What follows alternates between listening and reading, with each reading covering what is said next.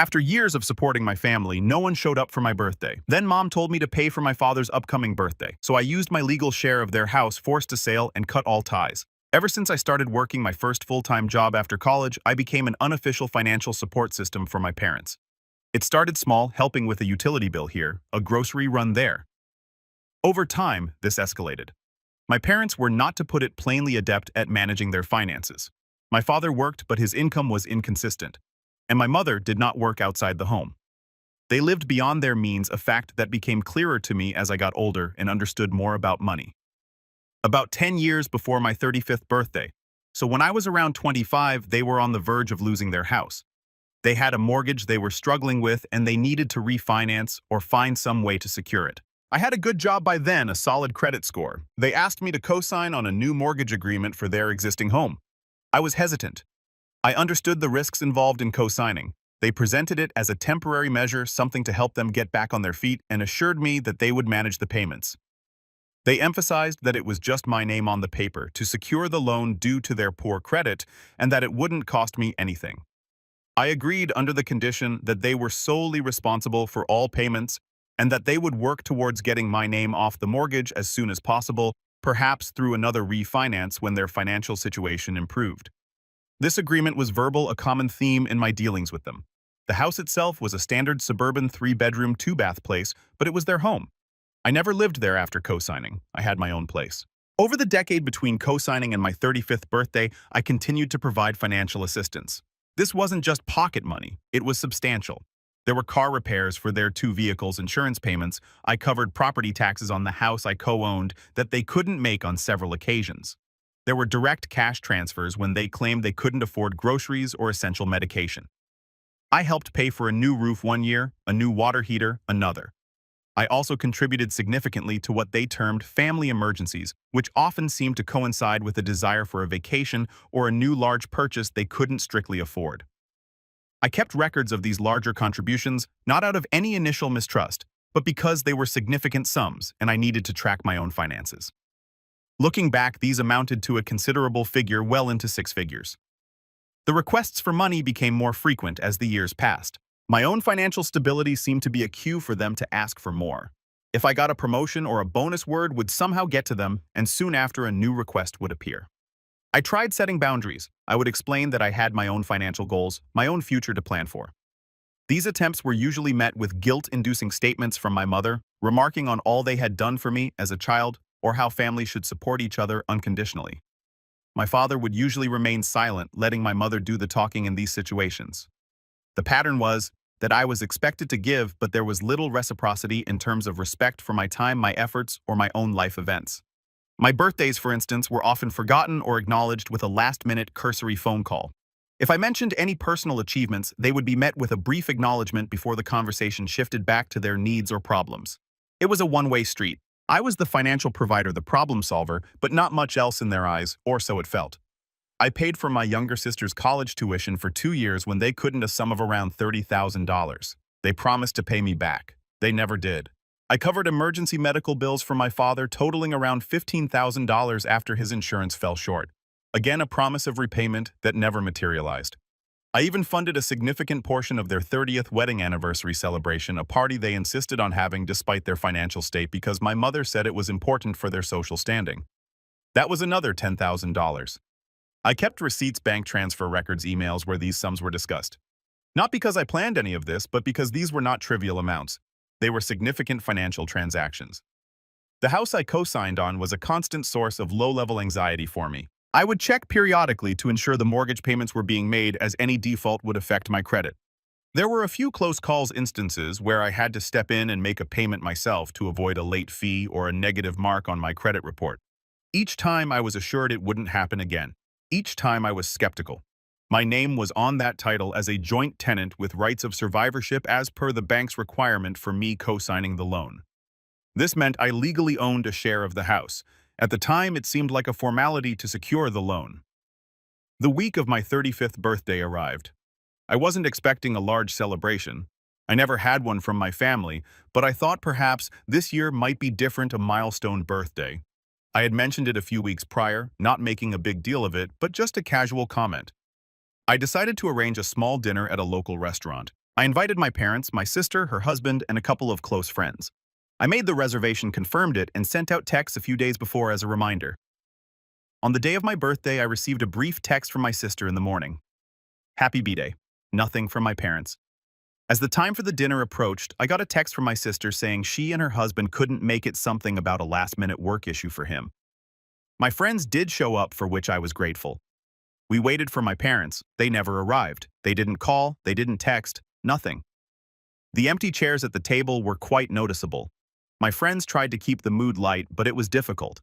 I paid for the meal and tried to put on a brave face. Later that night, I called my parents. The call went to voicemail. I left a message just asking if everything was okay. The next day, I received a text from my mother. Sorry we missed your dinner. Your father wasn't feeling well. No further explanation, no apology, just that. This was not unusual. His health was often used as a reason for their absence or for needing something. About a week later, my mother called me. Her tone was cheerful, as if nothing had happened. She started with some small talk, then got to the point. My father's 60th birthday was in a couple of months, and she was planning a big party for him. She described the venue she wanted to book, the caterer, the guest list. Then she said, "We're a bit short for the deposit and initial payments. We were hoping you could help out. We need about $2,000. I sat there, phone to my ear, listening to her detail the plans for his extensive celebration a week after they failed to even acknowledge mine beyond a forgotten dinner reservation. The contrast, the sheer audacity of it was stark. The years of financial contributions, the forgotten birthdays, the co-signed mortgage, the constant expectation that I would provide, all of it coalesced in that moment. I didn't say much on the phone. I think I just said, "I'll see what I can do," and ended the call. For years, I had complied. I had given, I had overlooked. This time something was different. The casual disregard for my birthday, followed by a demand for a significant sum for my father's party, was a line too far. A couple of days later, my mother texted again asking if I had sent the $2,000. I went to my banking app. I typed in my mother's account details, the ones I had used countless times before. In the transfer amount, I entered $1. In the reference field, I typed for Dad's party. Then I sent it. Immediately after sending the $1, I went into my phone contacts. I found my mother's number and blocked it. I did the same for my father's number, then my sister's. I blocked any family members who were primarily conduits for my parents. I went onto social media platforms where I was connected with them and removed and blocked them there too. It was a systematic process. I didn't send any explanation. I didn't engage in any arguments. I simply cut off communication. The next step was the mortgage. I was a co-owner of their house. My name was on the deed and the mortgage. I contacted the bank that held the mortgage. I explained that I was a co-signer and co-owner and wished to protect my interests. I inquired about the process for freezing any remortgaging or changes to the loan without my explicit written consent. The bank informed me of the steps, which involved submitting a formal letter and documentation proving my stake. I spent the next few days preparing this and sent it via registered mail with return receipt requested. The effect of this action would be to prevent them from borrowing more against the house or selling it without my signature. Given their history, I suspected they might try to leverage the property further if they were in financial difficulty, and I was no longer willing to be silently complicit or liable.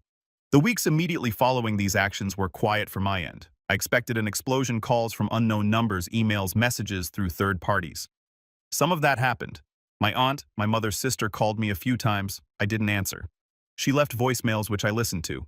They were a mix of confusion, then anger, then attempts at guilting me, saying my mother was distraught. I didn't respond. The $1 transfer obviously caused a reaction. My mother apparently called my sister in hysterics. My sister then tried to contact me, but her number was already blocked. The primary effect of freezing the mortgage at this initial stage was internal. I knew I had taken a step to protect my financial interests, but it didn't trigger an immediate external event with my parents, as they weren't actively trying to refinance at that exact moment. As far as I knew, it was a preventative measure. Life continued. I focused on my work, my friends, my own life. The absence of their calls, their requests, their manufactured dramas was noticeable. It was a significant reduction in stress that I hadn't fully appreciated until it was gone. About 3 months after I blocked everyone and froze the mortgage, I received a certified letter. It was not from my parents, but from a mortgage broker. It was a standard notification letter addressed to all parties on the current mortgage, including me. The letter stated that an application had been made to refinance the existing mortgage on my parents' house. It also sought to add a home equity line of credit. My parents were attempting to remortgage and extract equity from the property. Crucially, the documents indicated that my signature was apparently not on their initial application to this broker, or they were attempting to proceed without my direct involvement, perhaps hoping the broker wouldn't rigorously check all ownership details or that my freeze notification hadn't fully propagated through all systems. My earlier action of formally notifying the current lender and placing a cautionary hold had likely flagged this new attempt, or the broker was doing due diligence that uncovered my stake and my prior communication with the original bank. The letter was likely a legal requirement ensuring all registered owners were informed of such an application. This was a clear indication they were trying to circumvent my involvement and access the equity in a property I co-owned without my consent. The equity existed in part because the property had appreciated over the years, but also because I had prevented defaults and contributed to its upkeep. If they succeeded, they could burden the property with more debt that I would be partially responsible for if they defaulted again, and it would diminish any actual equity I held. So here's where I am. They have tried to go behind my back to refinance a property I co-own. This is after years of financial exploitation, culminating in the birthday incident and their demand for more money. My initial actions were to cut contact and secure the mortgage from unilateral changes. Now they've forced my hand further. I have a legal share in that house. I also have records of substantial sums of money they owe me, which I previously just wrote off as lost causes. Given their latest action, I am considering my options. What should I do? Am I justified in taking more aggressive steps to reclaim what is mine and remove myself from this situation entirely? Even if it means significant consequences for them, I'm not looking for reconciliation. I'm looking for a way to finalize this separation of my life from theirs, especially financially. It has been approximately 4 weeks since my original post. I want to start by acknowledging the input I received. Many comments and private messages echoed similar sentiments regarding the situation. The general consensus was that my parents' actions were indeed over the line, and that I was justified in taking steps to protect my financial interests. Several questions arose regarding the specifics of the situation, which I will clarify now as they were pertinent to my decision-making process. When I co-signed the mortgage 10 years prior to my 35th birthday, I was added to the title of the house as a joint tenant with rights of survivorship. This was a requirement from the lender because I was taking on the mortgage obligation. It meant I was not just a guarantor, I was a legal co-owner of the property. At the time, I was 25, and while I understood it gave me a stake, the primary focus then was simply to help them avoid losing their home. My parents had emphasized that it was just a signature to help them, and we never discussed the implications of co-ownership in depth, such as how a future sale or buyout would work. This was a significant oversight on my part, driven by youth and a desire to assist. Many asked for a breakdown of $200,000. I have been going through my financial records meticulously. The $200,000 is an approximate but conservative estimate. Major items include around $45,000 in direct cash transfers to their bank account over approximately 10 to 12 years, typically for bill shortfalls or unexpected expenses. These were usually in sums of $300 to $1,000 at a time. $30,000 for my sister's college tuition, which they had agreed to repay. $15,000 for my father's out-of-pocket medical bills following a surgery. $10,000 for their 30th anniversary party. Approximately $25,000 in property taxes and homeowners insurance payments I made for their house over the years when they claimed they couldn't afford them. This was to protect the asset and my credit rating tied to the mortgage. Around $20,000 for major home repairs, $12,000 for the roof replacement, and $8,000 for a new HVAC system and water heater. Car-related expenses I estimate around $18,000. This includes paying off a loan on my mother's car, $7,000, plus numerous instances of covering expensive repair bills and insurance for both their vehicles, miscellaneous loans, and support. The remainder comprises smaller loans for things like appliance replacement debt, consolidation assistance they requested, and other ad hoc financial crises, all of which were never repaid. I have bank statements, scanned receipts for major repairs, and email chains where many of these amounts and the promises of repayment were discussed. As stated before, I received a certified letter from a mortgage broker. My prior notification to the original lender, the one holding the current mortgage, had indeed been logged. When my parents approached a new broker for refinancing and a HELOC, the title search conducted by this new broker would have revealed my name as a co-owner. Standard procedure then requires all legal owners to be notified and to consent to new liens or changes in mortgage. The letter I received was likely a result of either the new broker's due diligence or a notification triggered from the original lender system due to my earlier protective measures. It was clear they had initiated this process without speaking to me first. Reading through the comments confirmed my own assessment. My parents' attempt to refinance without my consent was a serious breach of trust and a direct threat to my financial interest in the property. It was not just about the money, it was about the continued pattern of entitlement and disregard for me as an individual with my own rights and financial well-being.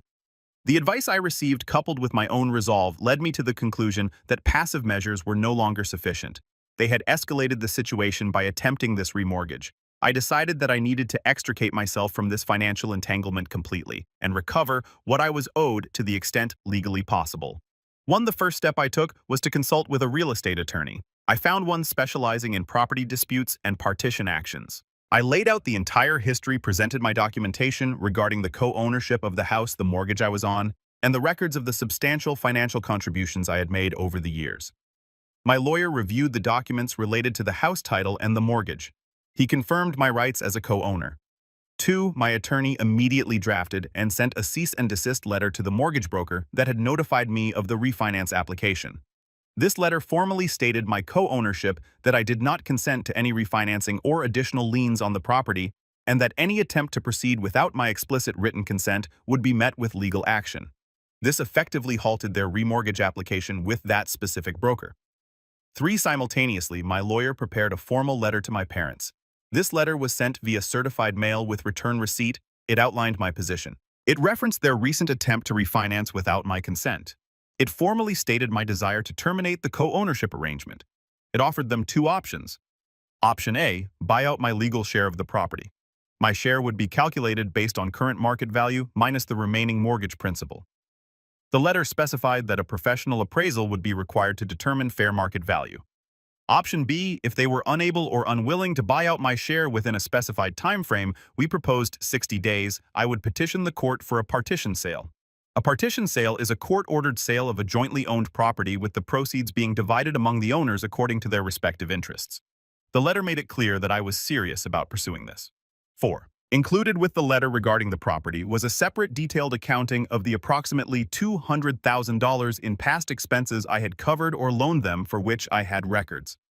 The letter stated that while some of these were gifts at the time, many, like the tuition and medical bills, came with explicit, albeit verbal, promises of repayment. Other items, like covering their property taxes on a house I co-owned, were expenses I incurred to protect my interest in their asset, which I now sought to recover as part of the overall financial disentanglement. It stated my intention to pursue these debts through legal channels if a reasonable settlement could not be reached in conjunction with the property resolution. We understood that recovering the full $200,000 might be difficult, especially the portions that could be argued as gifts, but including it all was a negotiating stance and a reflection of the total financial imbalance. The items with clear repayment promises, sister's tuition, dad's medical bills, were stronger claims. The cease and desist letter to the mortgage broker stopped that particular refinance attempt in its tracks. The broker confirmed receipt and stated they would not proceed without consent from all legal owners. The delivery of the certified letter to my parents caused the predictable uproar, though I heard about it secondhand. My sister, despite being blocked, managed to get a message to me through a mutual acquaintance. The message conveyed that my parents were devastated, couldn't believe I would do this to them, and that my mother was making herself sick with worry. There was no acknowledgement of their actions, no apology, only indignation and attempts to make me feel guilty. I did not respond to this indirect communication. My parents did not respond directly to my lawyer's letter within the first couple of weeks. My lawyer advised this was not uncommon and that the next step, if they continued to ignore the demand, would be to file the partition action in court. Update 2. It has been approximately 9 months since my first update and nearly a year since my original post outlining the birthday incident and my initial actions. The process that followed the dispatch of my lawyer's letters has been protracted and, as expected, not amicable. Following the initial 60-day period given in my lawyer's letter for my parents to respond to the buyout or sale demand, they did eventually respond, not directly, but through a lawyer they retained.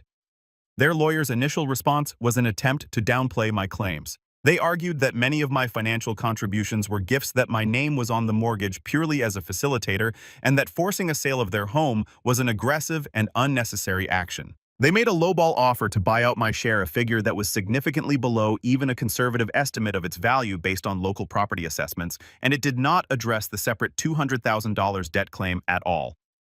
My lawyer and I rejected their offer. We had already commissioned an independent appraisal of the property, which valued it at $450,000. The remaining mortgage principal was approximately $150,000. My legal half share of the equity, therefore, was roughly $450,000 minus $150,000 divided by 2 equals $150,000. Their offer was for $50,000. Negotiations through our respective attorneys went back and forth for several weeks. They were unproductive. My parents' side seemed unwilling to accept the reality of my legal co-ownership and the actual market value of the property. They also flatly refused to discuss the $200,000 in past debts, their lawyer stating those were unenforceable claims based on familial goodwill. While some of it undoubtedly was parts of it, like the funds for my sister's education and specific large sums framed as loans, were more robustly documented. Given the impasse, my lawyer proceeded as planned and filed a petition for a petition sale with the court. This legal action formally requests a judge to order the sale of the property and the equitable distribution of proceeds among co-owners. The filing of this petition seemed to escalate matters from their perspective. The court process for a partition sale is not swift. There were filings responses, and eventually, a court date was scheduled. My parents' lawyer attempted to delay proceedings, arguing hardship and claiming they were trying to secure funds to buy me out, but they never presented a credible offer. Regarding the $200,000 debt, my lawyer advised that pursuing the full amount through a separate lawsuit would be costly and the outcome uncertain for parts of it. However, he suggested we could use the more documented portions of this debt, around $60,000, relating to direct loans with repayment discussions and specific large bill payments I covered for them, with an understanding of reimbursement as leverage in any final settlement regarding the house. The strategy was to focus on the clear win, the house equity, and see if some of the debt could be recovered as part of that wider negotiation. 1. After several months and a couple of brief court appearances which I attended but my parents did not, only their lawyer was present, the judge reviewed the evidence of co-ownership, the failed negotiations for a buyout, and the appraisal. The judge ruled in my favor and ordered the partition sale of the property. The court appointed a neutral third party, a licensed real estate agent broker, often called a referee or commissioner in these sales, to manage the sale of the house on the open market. This meant my parents could no longer control the sale process or the price. 2. The court-appointed agent listed the house. It took about 2 months to get a solid offer. The house sold for $435,000. This was slightly below the initial appraisal, but a fair market price given the need to sell.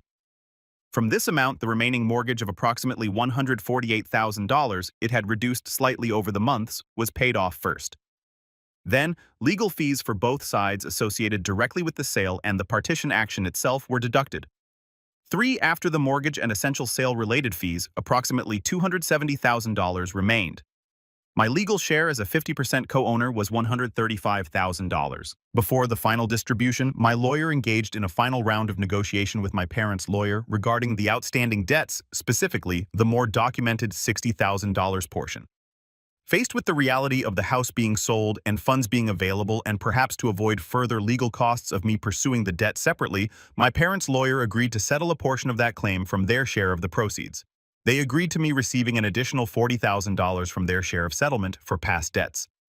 So from the house sale proceeds, I received my $135,000 share plus $40,000, totaling $175,000. My parents received the remaining $95,000. This was a significant reduction from what they would have had if they had managed their finances or bought me out fairly earlier. 4. With only $95,000 from the sale and having to pay their own legal fees from that amount, which were not insignificant due to their attempts to fight the partition, my parents did not have enough to purchase another home in the same area, nor did they have a good credit history. They had to move into a small rental apartment. The loss of the house they had lived in for decades was a direct consequence of the chain of events, starting from my decision to no longer fund their lifestyle and their subsequent attempt to remortgage without my consent. The financial strain also led to other consequences for them. The $95,000 after legal fees and moving costs likely dwindled quickly. I heard indirectly through the same acquaintance my sister had used before, though I did not solicit this information, that they had to sell one of their 2 cars, an older SUV, because they couldn't afford the insurance and potential repairs. My father's sporadic work apparently became even more so, and they were struggling significantly. Any savings they might have had were likely depleted during the legal fight or consumed by the debts they had accumulated elsewhere. Essentially, their financial foundation, which had long been propped up by my contributions and then by the equity in the house, crumbled once those supports were removed. 5. Once the funds were transferred to my account, my involvement in their lives was completely severed. There were no further communications. I had my money, my name was off the mortgage and the deed, and I was free of the financial obligations and emotional drain they represented. I have not looked back. My life has been considerably calmer and more focused on my own goals. I have used the recovered funds to bolster my own investments and am considering buying a property for myself, one that will be solely in my name. The entire process from the birthday incident to the final financial settlement took a little over a year. They lost their house, a car, and their financial stability as they knew it. I walked away with a portion of what I was owed and, more importantly, my financial independence from them fully secured.